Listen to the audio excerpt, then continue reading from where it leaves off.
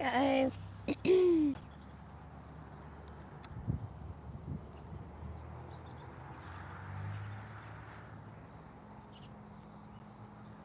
What's up, people of YouTube? Hey, Yellow Cake Maker, what's up? Thanks for joining. I don't know if you were there for Grace's first live stream, but she just reposted it.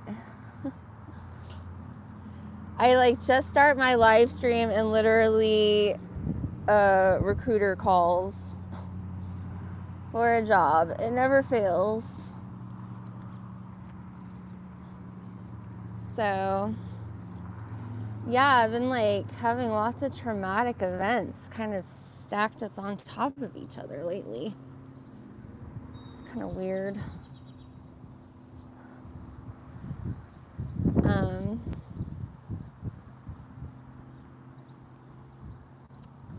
What's up?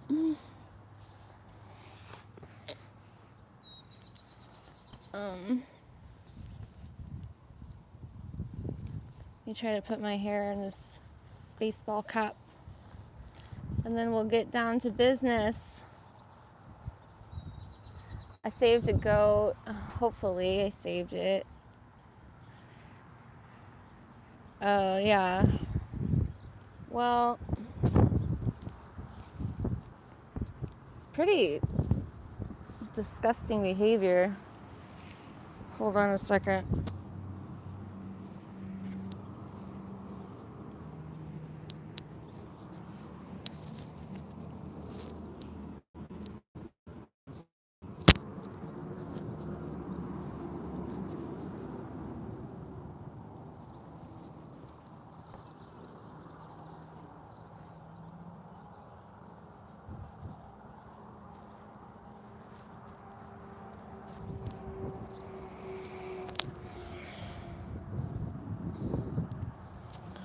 What's up? What's up?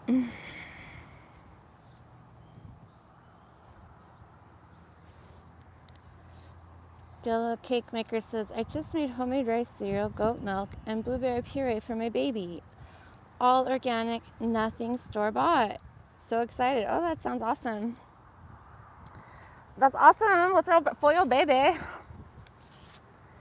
Yeah, so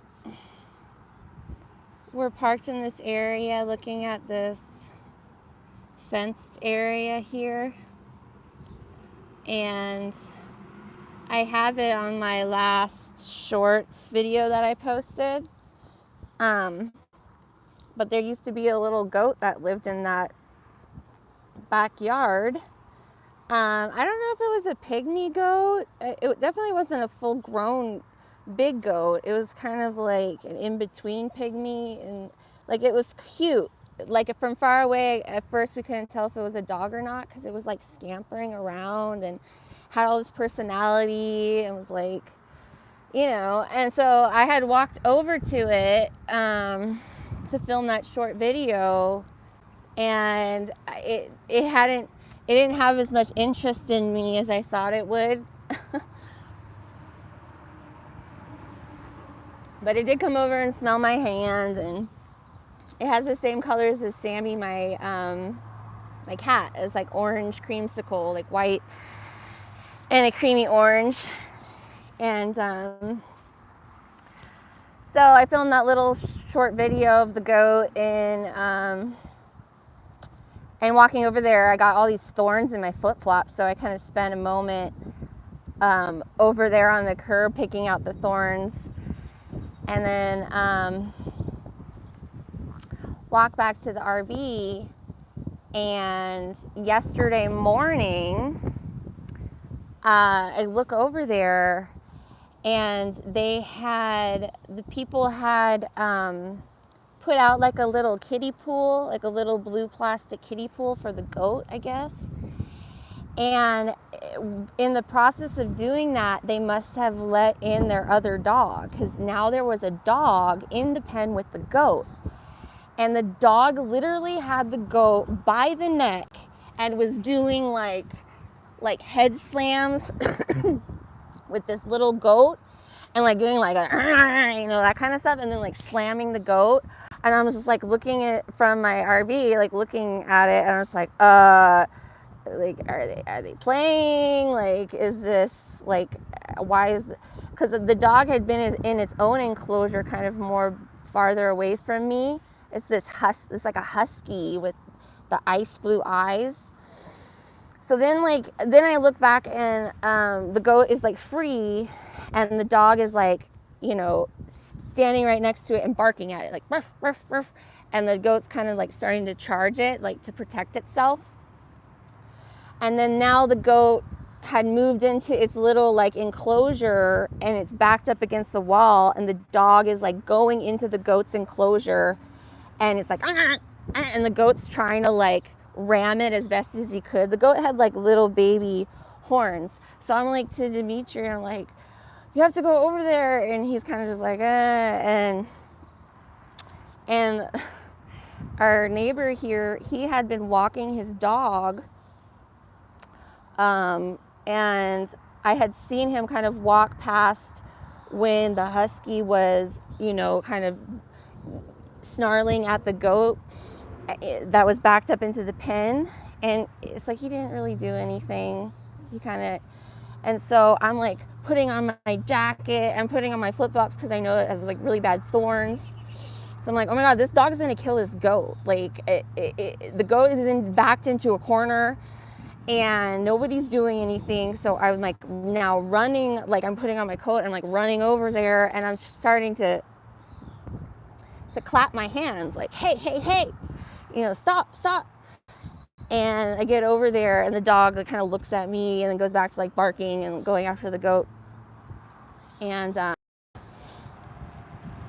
I start, like banging on the fence and like, leave the goat alone. And so the neighbor guy comes back, and he's walking his dog, and then like the lady who I guess lives there comes around the corner. She's like, oh, what's going on? I was like, the dog's not supposed to be in here. How did he get in here? And I'm like, ma'am, your dog's attacking your goat. And she's like, oh no. And so then later, like the neighbor guy, I guess he kind of stayed behind, and because these people tried to catch the goat afterwards, and the goat wasn't letting them letting him catch it, because the goat had like puncture marks, teeth marks all over its neck. So they finally, with the help of the neighbor guy who's next to us, they caught the goat, and I guess took him to the vet. They put him in the back of a pickup truck. The goat's not back yet, but they keep putting the husky dog they put back into the enclosure. But I guess they told the neighbor guy, he came over and he's like, you saved that goat. And I was like, yeah, I was pretty sure the goat was not going to survive. Like the dog was going to eat the goat.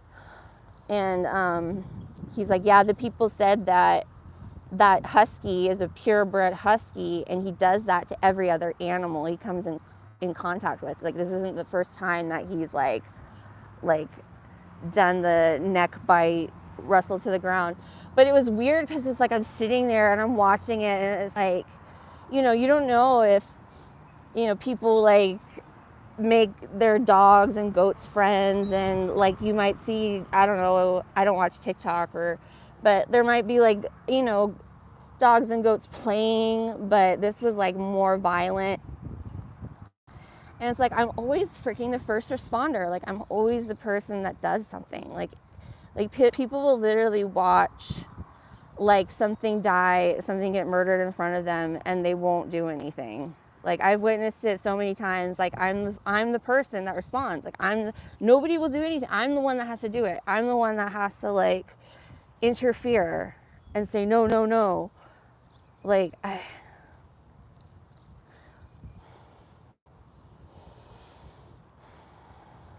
yeah.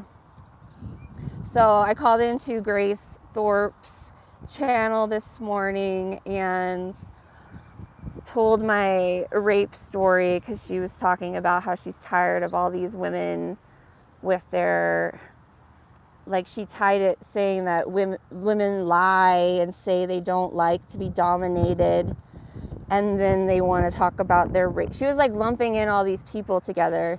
She's like, they say they don't want to be dominated, and then they talk about their rape stories. And she's like, I don't care about your rape story. I don't care that your grandfather fucked you, blah, blah, blah. And then she's like talking about how these women like don't call the cops, and how they're all liars and they're attention seekers. So I wanted to call in and tell her like my story, like what happened to me. And it's like, it's never like a cookie cutter story. Like there's always like gray, weird, blurry stuff. And I was literally telling my story about the naval officer who's like over 10 years older than me, when I had just turned 21 in San Diego, and I went to the bars.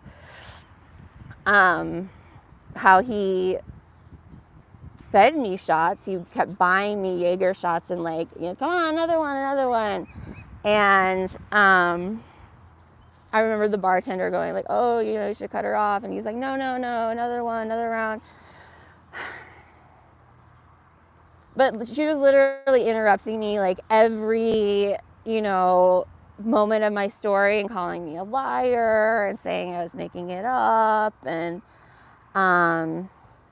you know, they twisted my story and said that, oh, I just got drunk and I blacked out and I had sex with this guy, and he didn't talk to me in the morning, and then the next night when I saw him with another girl, I was jealous, and so I now created this whole rape story. It's just really disgusting. I was trying to convey like there's like these high up men that are in the military and in authority figures, and I was young and stupid and thought that because he was a naval officer that I was protected and that he wouldn't do anything weird to me, or you know, I thought it was like a you know, moral man, you know, like, and he was older, like he was really old. So I was like, you know, yeah, I was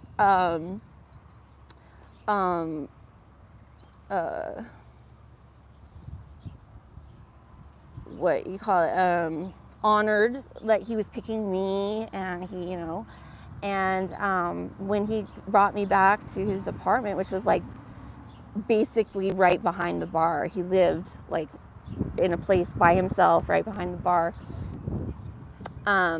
He gave me this orange, like this, he gave me this orange, he had me sit down on a chair, and then he gave me this orange juice, and he's like, vitamin C. And I drank it, and I remember it tasted really bad. It tasted like the orange juice went bad. Like it was like sour. Like it was like sour milk. It had like a foul funk to it. And I was like, ugh. And I remember he was like, drink it. And he's like, vitamin C, like you don't want a hangover. And then he had me brush my teeth, and he had a brand new toothbrush for me. And I was like telling Grace, I was like, at the time I thought it was like, you know, like, oh wow, how like generous, he's like giving me a toothbrush, like he's opening a new toothbrush for me, like but it was only years down the road that I like realized, like, you know, this is his whole MO. Like he targeted me. He probably had watched me nights before, because this was a bar I frequented on a regular basis with my friends. And he lived right behind the bar. So he probably had seen me get drunk before, like nights before. And so he's like, yeah, perfect girl. And when it was for years, I couldn't get my mind around, like, why, like, my mom had said, like, oh, he probably drugged you. And I was like, no, I drank so much. But he picked me because I drank so much. And then when I got to his place, he drugged me more. And then he had me brush my teeth to get the medicine out of my mouth so that it wouldn't transfer to him, because I immediately blacked out after I brushed my teeth. Like, there was no, like, going to bed. There was no, like, making out. It was, like, blackout. And then I wake up and he's on top of me, and I pushed him, and I was like, no, no, no. Anyways, I go through this story on my, I guess, you can watch it on Grace's channel, because I'm surprised she reposted it. Because she has no sexual experience, but she's literally like laughing at me and like calling me a whore and saying I deserved it. And it's like, girl, you can consent up until the point you don't consent. And you can't consent if you're blacked out. It's not okay to have sex with a blacked out person. And this man was predatory against me and made me drunk and then blacked me out with more drugs that he mixed in that orange juice that he gave me. And then, I had various moments of coming to and pushing him off and saying no. And in the morning, it was sunlight, and he was downstairs, like violently, eating me out. And I pushed I was like, no, no. And I pushed his head, and he went harder, like, into me. And I literally had to like punch his head, like kick him to get him, like, no, no, no, get off. And then all of a sudden he did. And then he just like went like this. And then he just like rolled over and pretended to be asleep. And I was like fucking traumatized. Like I was bloody, I was hurt, and I wasn't bloody because I was on my period. I was bloody because I had been violated all night long while I was blacked out and drugged. And Grace, during this whole time, she's like interrupting me, making fun of me, like saying I'm lying, like that, oh, it doesn't make sense that a guy would do that. It's like, I mean,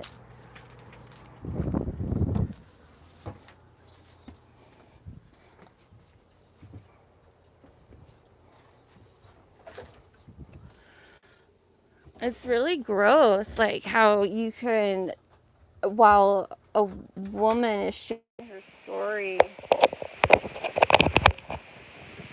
Can you guys still hear me?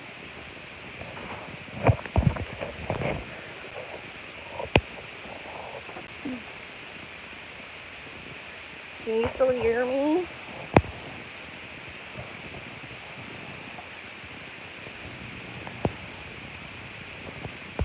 Yeah.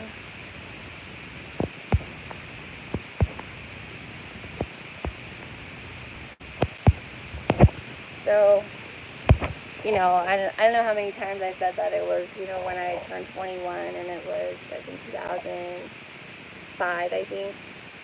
But, yeah, it's pretty sad that people think that just because you get drunk and go home with somebody that you deserve to get violated or raped or whatever. I was like to Grace, I was like, how long does the consent last? Like, if you said yes, does that say, like, the consent lasts the next day? Like, oh, you said yesterday, so we have to today? Like, you can say no at any point. You can say no when somebody's, you've already or almost done. Like, you can say, cut, I don't want to do it. And you can say, oh yeah, that's a cock tease or whatever. But if you're with a partner, like, that is a healthy person, they'll be like, okay, what's wrong? Like, oh, did I do something wrong? Like, what can I do? It's not going to be somebody who's going to push you. Like, that's not normal. That's not okay. And it's definitely not okay to do things to a person that's, like, totally blacked out. Even if she got drunk, even if she came home with you. It took me a long time to, like, come to that realization, because I really blamed myself. I was like, oh, it's so stupid. I never drank that much again, or did that stuff again. Like, so stupid. I'm never gonna make myself vulnerable like that again, because I didn't think it could happen to me. I thought, he's older, he's a naval officer, it seemed like people knew him, at the bar, and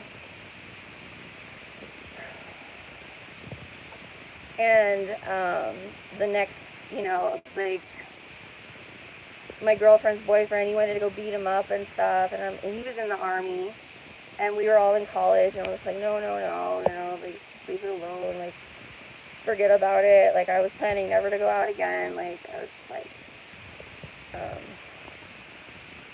and for some reason, my friend Nicole, she convinced me, and she's like, come on, come on, come on, we'll go out. Like, it would be good for you. Like, it was just like, you forget about it. Like, and I was like, no, no, no, I don't want to. And then, like, last minute, I was like, okay. And then I didn't even realize that we ended up going to the same bar. And as we were walking in, that guy was walking out with another blonde girl. And I think at that moment, like, I kind of left my body a little bit. Like, it was, and then I immediately went home. I was like, I think I called a cab, or I walked most of the way home, because I couldn't be there. When I saw him, like, I would never thought that he would have been there the next night, and he was like, and I was like, he's doing it to another person, like, the next day, and so but it took me, like, a decade to actually kind of realize that I had been drugged, and the toothbrush, and because it's typical for women, you blame yourself, like, I was so stupid, I shouldn't have,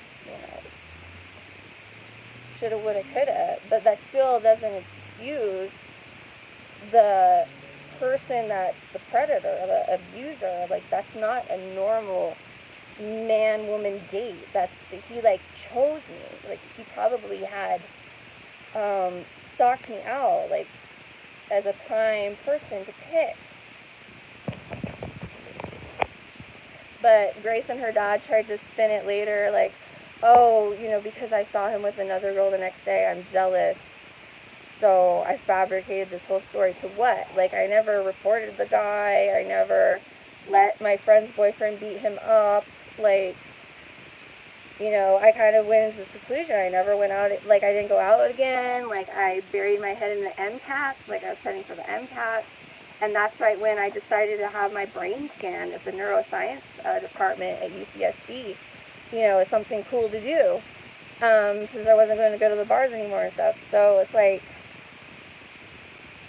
it's weird that it was all wrapped up in the military, but, if I talk about that, I'm crazy.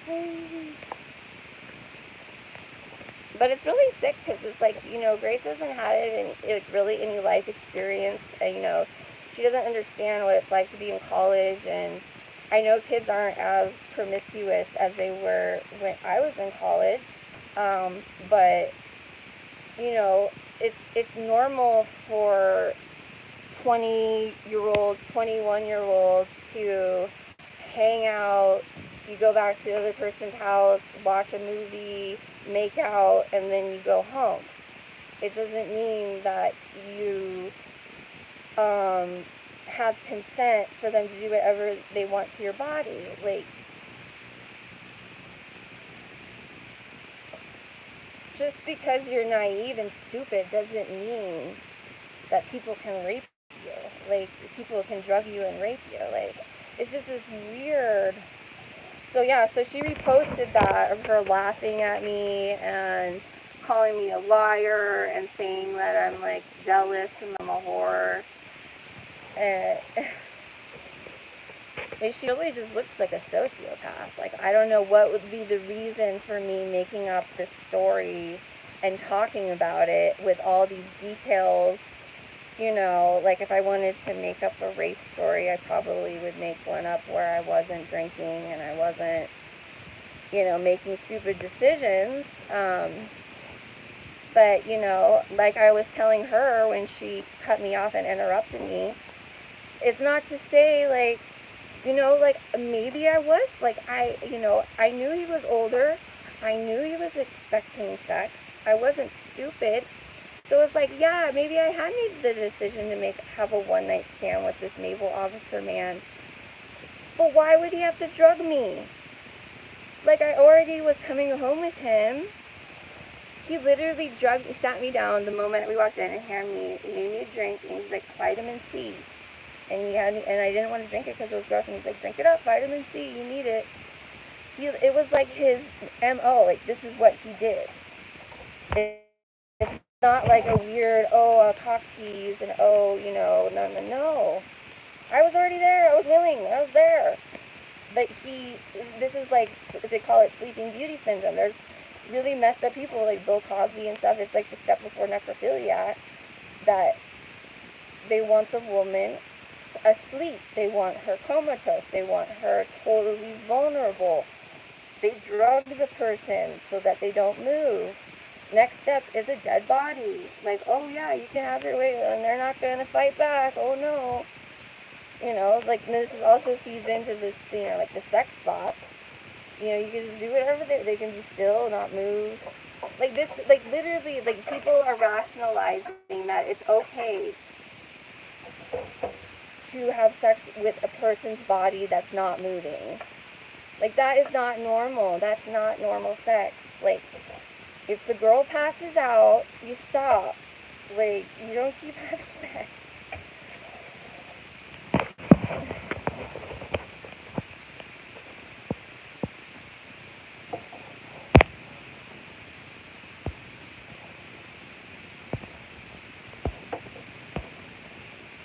So, yeah, Grace isn't even 21, and this happened to me right after I turned 21. And it took me a really long time to come to terms with it, about what happened to me, about, I blamed, I thought it was that I had just drank too much. But having also drank too much on numerous other occasions, it wasn't the same. I finally realized that it was that orange juice drink that he gave me was drugged. And then he had me clean my mouth out so that it wouldn't transfer to him.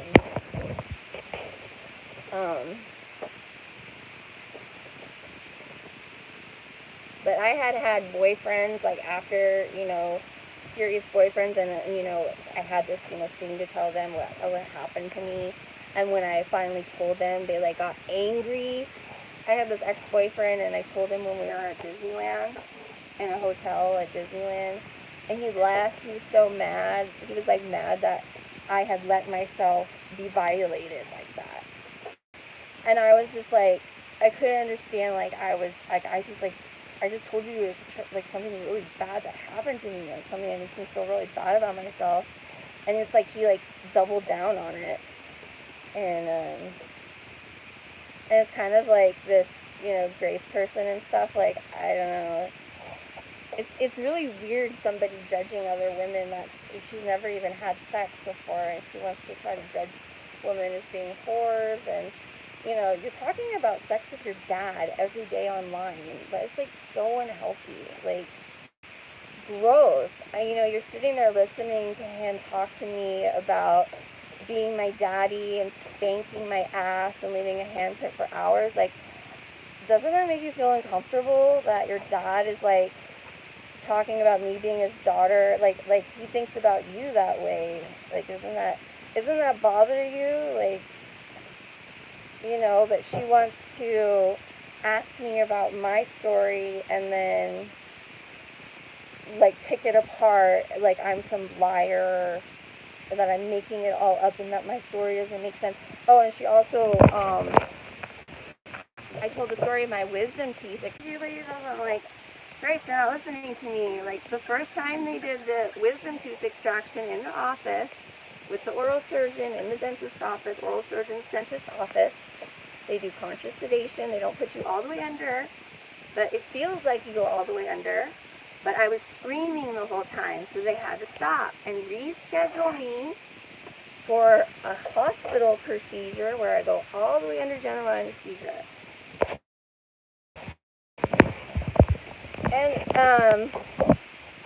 And this was when I was 17, and the anesthesiologist was commenting on my breath when I was waking up from surgery. And she's, like, calling me a liar about that. It's like, why would I lie about that? It's part of, there's a lot of reasons why I, like, went into surgery, and, like, became a surgeon. I actually wrote a paper about this experience that happened to me with the anesthesiologist and like kind of the violation of the medical ethics and like this power differential. Because again, I was totally comatose, totally vulnerable. You know, they can do anything to me. I was 17 years old.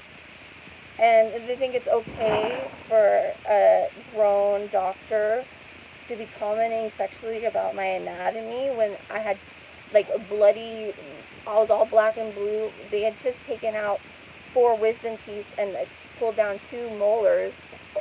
You know, I had black and blue eyes, you know, I was puffy, you know, and you're going to make sexual comments about my body, like as I'm like waking up from anesthesia. That's not okay. You know, they're like, oh, well, what if you said you were beautiful? Like, you don't get it. You don't get it. You don't get it. Like, you don't, there's boundaries, you know, and there's unspoken trust between dynamics of people.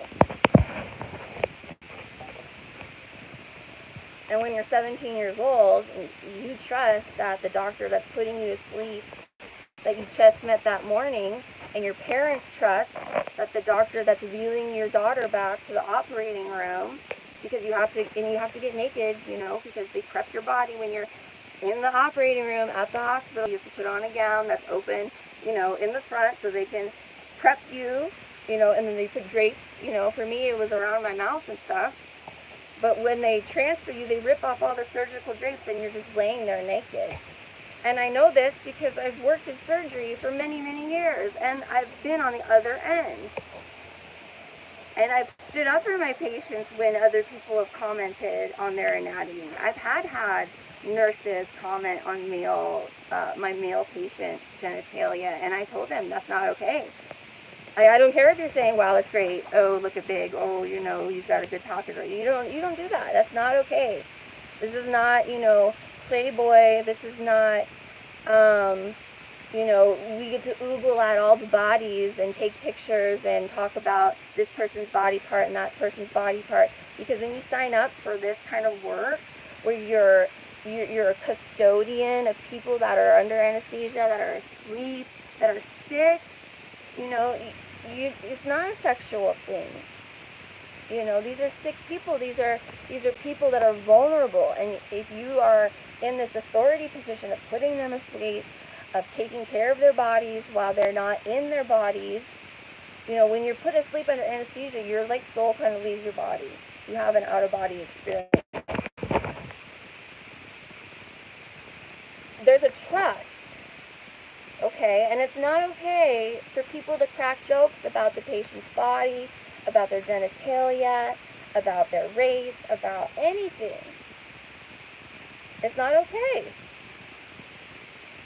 Even like patients that were really dirty and stuff, you know, we don't talk about, you know, you're there to do the operation. You're not there to crack jokes and make judgments about people. And all the patient hears it. The patient hears it. You know, they may not remember it, but it goes somewhere in the brain, and it is registered and recorded. So it's just disgusting, these people. And then they got like this other guy call in, and he was calling me a whore and asking if I was Greek, and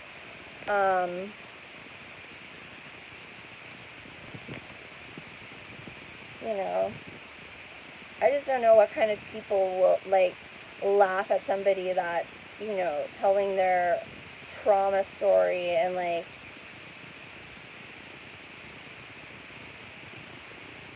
you know, like how many people have you talked to with trauma stories? Like, you know, you don't, it's pretty sociopathic.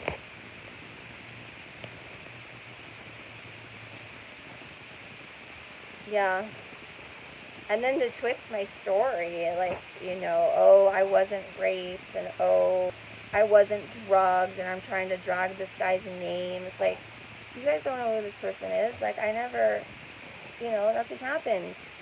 Like, all I have is my story. All I have is my witness. Like, you know, and I'm not sharing it to get clout. Like, I'm not, you know, like, oh, Aphrodite's really a whore now. Ha, you know, like, you know, it's not like my rape story video, it like went viral, you know, it's like, what would be my motivation to get ridiculed? So, you know, you guys can watch Grace's video, shaming me and kind of just showing her own ignorance, and it's like, I really hope it doesn't happen to her one day, because it's really bad karma to, like, laugh at somebody while they're telling you their story, like, their truth. You know, I'm not a person that lies. Like, I have so many stories of things that have happened to me, you know, throughout my life, and yeah, I did have surgery on my rectum, and I was in the hospital for 7 days, and I don't know if that had to do with the rape that happened to me. I have no idea. I don't know. But they made fun of that too, and said I must be some, like, porn star, you know, like,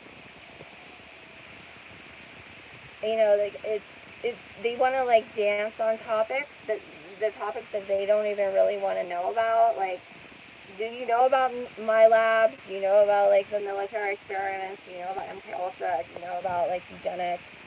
Do you know about, like, experimentation on populations of people? Like the GATE program, you know, like, I know Grace dropped out of school and stuff, but there are, like, programs that they grow and MK Ultra for certain types of people, and my really traumatic experience happened to be around the same time that I got my brain scanned, and it was like a whole weekend thing, and it was only later that I tied them together, because it's like, why did I do that? Why did I sign up to have my brain scanned and studied? It was like a whole, like, Clockwork Orange, where I'm, like, in a chair with buzzers and my, like, electrodes attached to my brain. And it was, like, the same time that it was, like, right after this had happened to me, or right before. I think it was right after. So, yeah, so I sent Grace a link to the video where I talk about my story to show her, you know, like, hey, my details don't change. You know, like, if I was a liar, I'd probably change the details or embellish, or, you know, things wouldn't, I'd forget my old details, but what happened to me happened to me. Like, I don't change my story. But it's really messed up that you think that you can just, like, laugh at somebody like that, and say that they're a liar. You know, I didn't get to where I am in life by lying.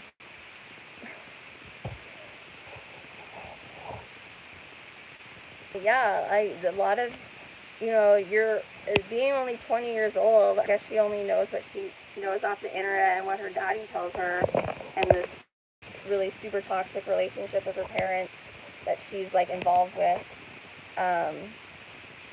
But, like, sexual relationships are, like, a whole other level. Like, having a boyfriend and having, you know, intimate encounters and sharing secrets and emotions and touches, like, that's all a whole other thing. And you don't know that until you know that. You want to, like, judge women that have had, you know, I've been married, like, I've had a life, like, and I've been raped. It happened to me once. It didn't happen to me a bunch of times.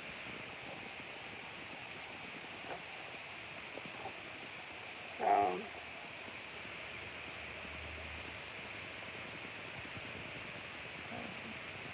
the only boyfriend Grace has had is her dad. Yeah, it's pretty disgusting. Like, I mean, I think they're holding on to this YouTube celebrity thing as what's the glue. I think she's trapped with her little brothers and having to raise them. But calling out other women and calling them liars when they're sharing their traumatic event stories, like, and yeah, like, when you're raped and you're drugged, you don't make the best decisions. Like, you don't act rationally. You just are trying to make everything normal. You're just trying to make it go away. You're trying to like make sense of it. You're trying to like I was like so hurt down there. I was like numb. Like it was like, and then you have this like adrenaline running, and I had the drugs running through me too. Like you just want it to go away. You don't want to talk about it. You don't want to like I didn't want to talk about it with my friend. Like I just you just want to pretend like it never happened, and then just like make sure you never make sure it happens again to you. Like um,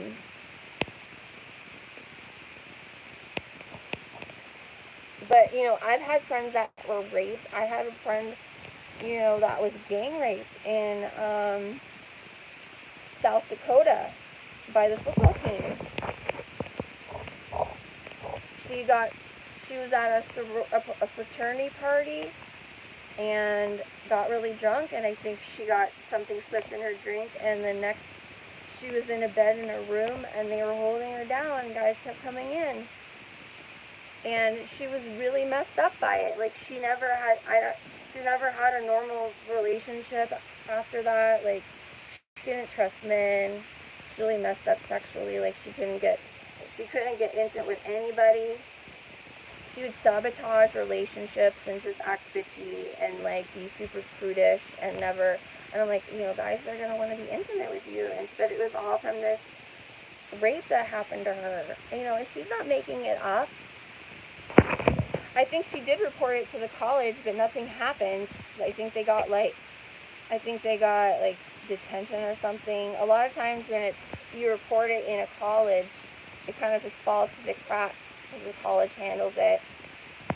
But most women don't report it anyways because they just want it to go away. But to like call people out like as liars and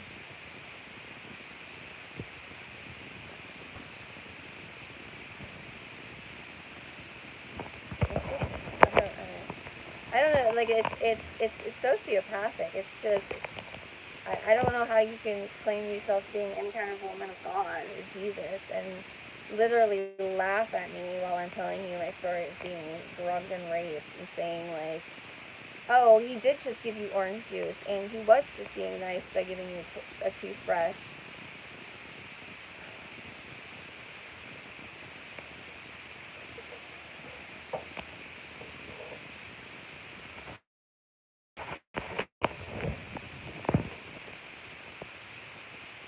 But it's only like through life experience and stuff that you like reflect and you see like, oh wow, that guy like really did like was a predator. Like he picked me out. Like it wasn't just I was drunk and he focused. It was a focused thing. Like he had a plan. It was a plan. So yeah, like so if you watch this goat, iPad goat killed my dog. God like slit the throat of the goat, wrestled it, and then get laughed at for sharing my trauma story.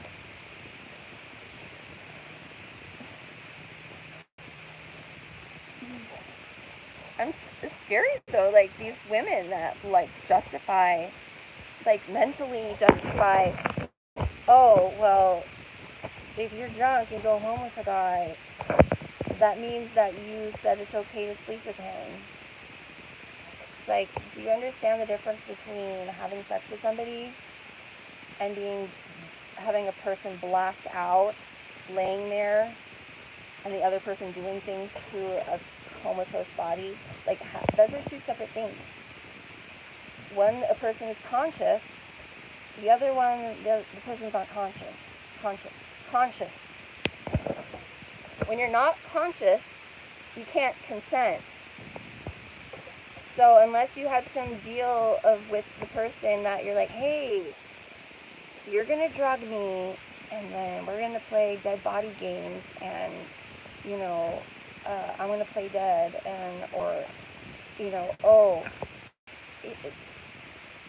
like it's not normal. It's not like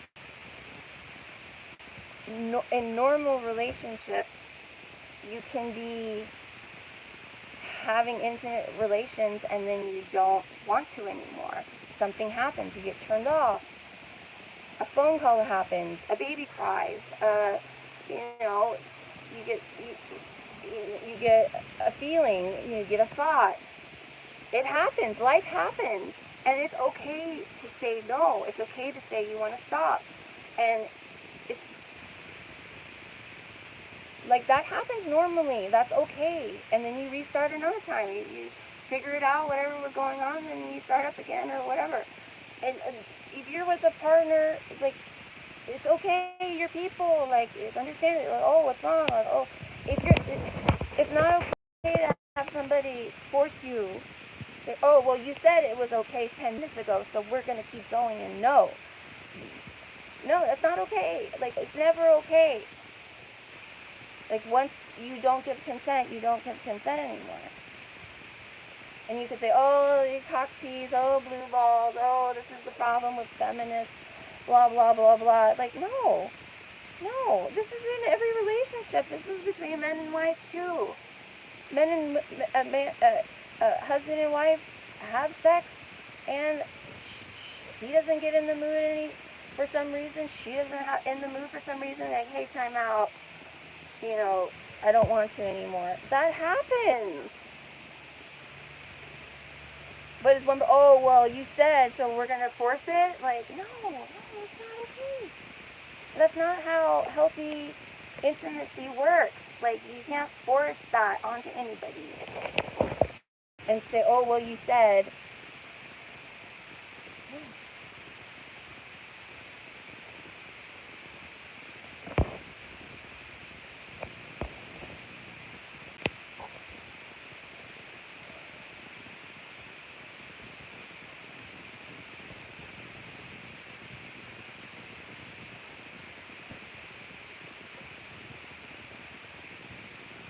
It's like, why is that okay to even be in that dynamic? Like, why is that okay?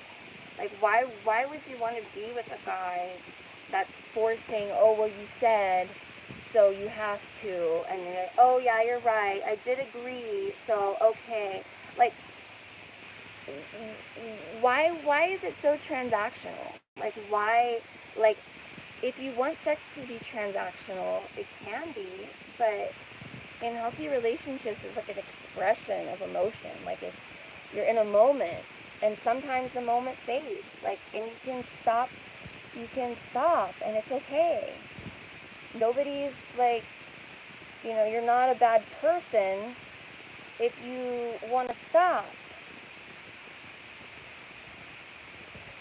Like, this is like really messed up thinking that, oh, because I'm like people used to go home for a nightcap, in all the movies. Like, oh, can I come up for a nightcap? Oh, you want to come up for a glass of coffee? Now people don't go out on dates or anything, but, oh, you want to come up and Netflix and chill? Oh, does that mean every person has to have sex? Like, you can't make out with somebody?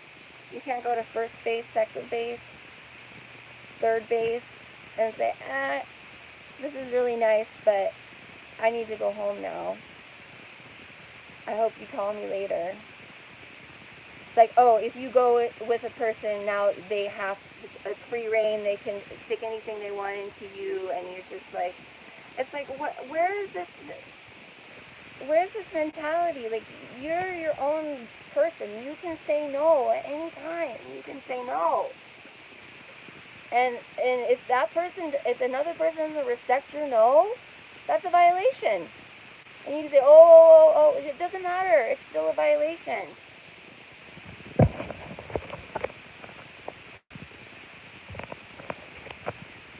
And especially if somebody's blacked out, somebody's asleep, if somebody's so drugged, intoxicated, knocked out, sick, name it. If they aren't participating, that's not consenting. That's not okay. It's not okay. It's never okay. It doesn't matter how drunk you were, and oh, the guy, oh yeah, I should have known. If you're blacked out and somebody's doing stuff to you, that's not consent. That's not okay. Never okay.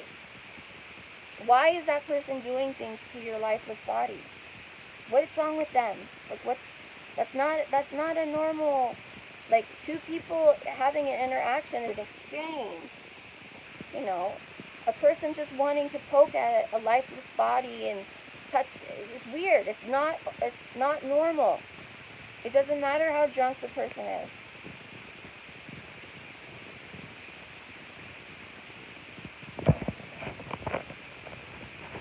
So I thought, I might tell Grace, some woman experience, but, it's not like, it's my fault. Like, it's not like I was in a safe space or anything to share my story, but it is quite surprising. I thought that she wasn't even going to post the video because she immediately took it down because she said she got corn bombed or whatever, but I thought it was because she didn't like the way she looked, but she reposted it, so yeah, you can watch her laugh in my face and tell me I'm a liar and that I guess drunk women all across colleges deserve everything that happens to them.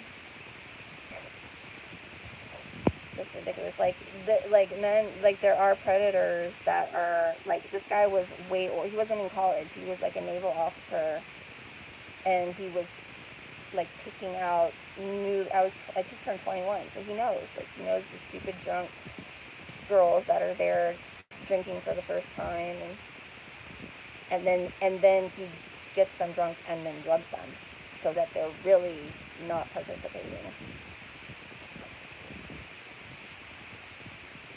Yeah, and they're like picking apart, like, oh, like he's gonna do you favors in the morning. He's gonna give you cunnilingus in the morning. Oh yeah, right. Like, who would do that? Like, he was a necrophiliac rapist that liked eating whatever he did to me, like a cannibal. It wasn't a normal person. It was a predator. Like, I don't know why these people are trying to group predators with normal men. Normal men don't want to have sex with comatose people.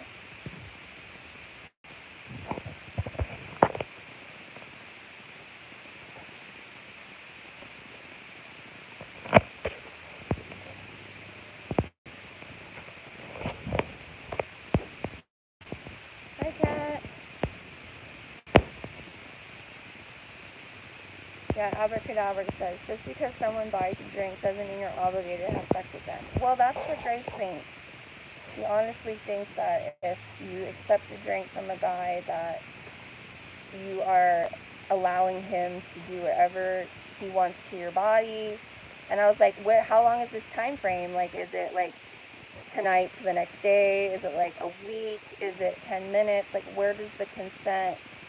It's just so dumb. It's just like, it's control mentality. It's really like super MK Ultra, this like excusing away people violating your temple, like this argument of consent. Like, you give consent until the moment you don't give consent, and it's not somebody that you can, like, somebody can't argue it out of you,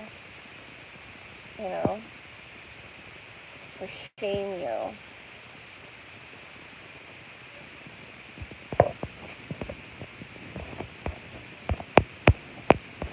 But yeah, I think on her thumbnail she put, like, he bought me drinks and then drugged me. Like, that's, like, funny. Like, I'm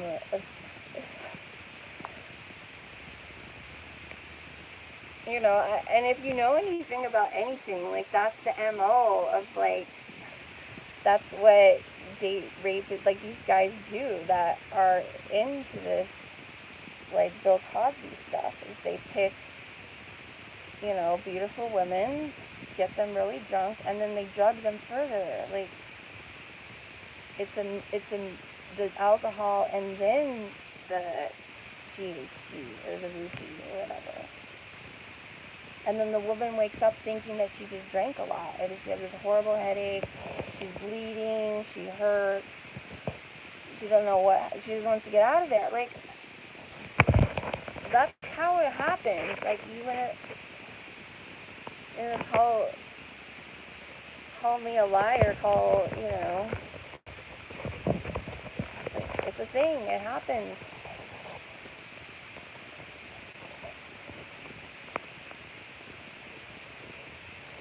But I'm not saying it happened to me every time I went home with a guy. I'm not saying that there are times that I went home with a guy, he never called me back the next day, and that made me feel really shitty and bad about myself, I've,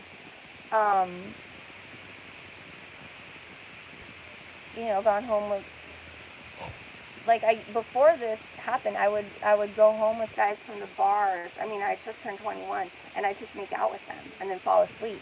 Most of the time, guys will get, whiskey, So, it wasn't really much of a problem. When you're young, it's not like, everybody's, we're just out of high school.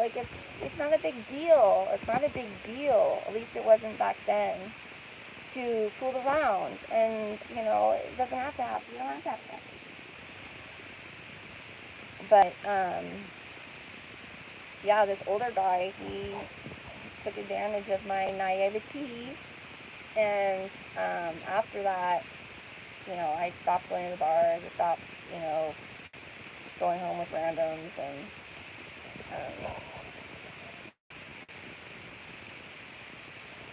but most of the guys I went home with before, I would always see them at the bar, and they were my age, other college students. But this guy, he was older, and he was a naval officer, I know. Because I remember he was talking about it a lot. Yeah. So, I've never had anybody, laugh at me and, call me a liar and stuff.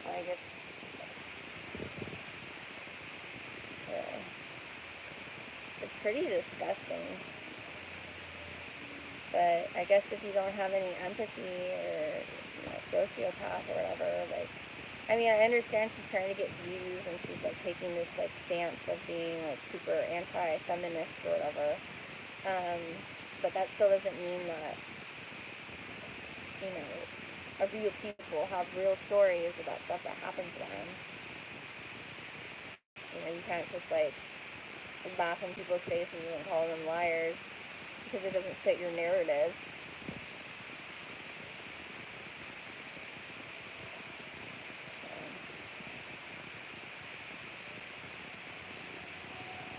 It's gross. It's such bad karma.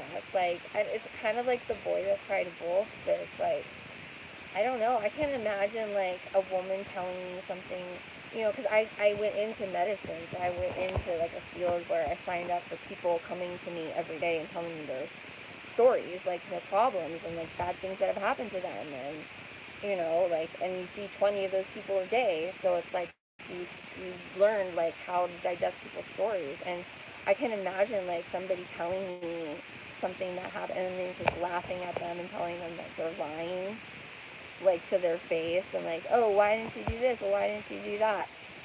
It's hello, I was drugged, hello, I was just severely traumatized, I was blacked out, you don't really make educated, logical decisions, so, yeah, but it's I don't know if she's asking it upon herself, but it's just really bad energy to pick apart somebody's story and say that, oh, you're lying on this, oh, you're lying on that, and oh, you're lying about your wisdom teeth, and oh, you're making up stories, and oh, la la la, and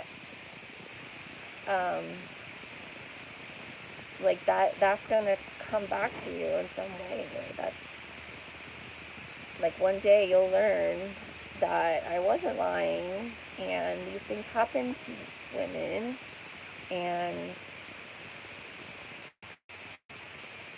I don't know. I think a lot of it is her ignorance on sex altogether. I don't know if she knows she's what her daddy tells her, and then she sees like 3 gross guys on the internet, you know, wanting to talk to her and stuff.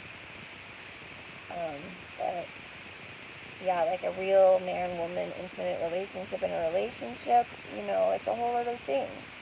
And there's so many intricacies and, um, you know, variations and, you know, emotions. And it's not, you know, oh, we agreed to have sex, so we're going to have sex. Like, it's never like that. It never is okay when if it's like that. Unless you're like some transactional prostitute or something, like where you're agreeing to do this for something else. But it's not normal for it to be transactional, like.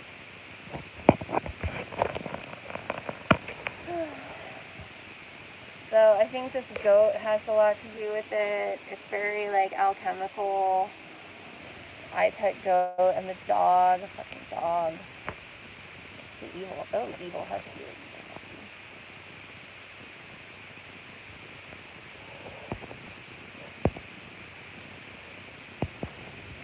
So yeah.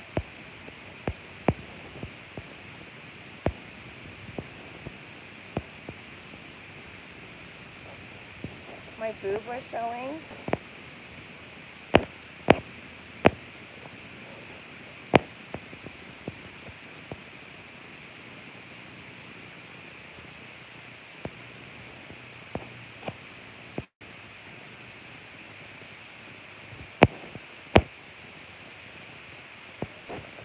Was my boob really showing?